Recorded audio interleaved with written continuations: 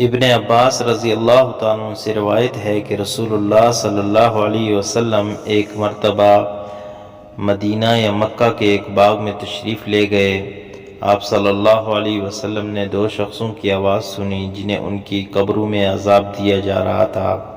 آپ صلی اللہ علیہ وسلم نے فرمایا کہ ان پر عذاب ہو رہا ہے اور کسی بہت بڑے گناہ کی وجہ سے نہیں، یہ عذاب ان کو اس وجہ سے ہو رہا ہے کہ ایک شخص ان میں سے پیشاب کی چھینٹوں سے بچنے کا اہتمام نہیں کرتا تھا اور دوسرا شخص چغل خوری کیا کرتا تھا۔ پھر آپ صلی اللہ علیہ وسلم نے کھجور کی ایک ڈالی منگوائی اور اس کو توڑ کر دو ٹکڑے کیا اور ان میں سے ایک ٹکڑا ایک قبر پر رکھ دیا اور دوسرا ٹکڑا دوسری قبر پر رکھ دیا۔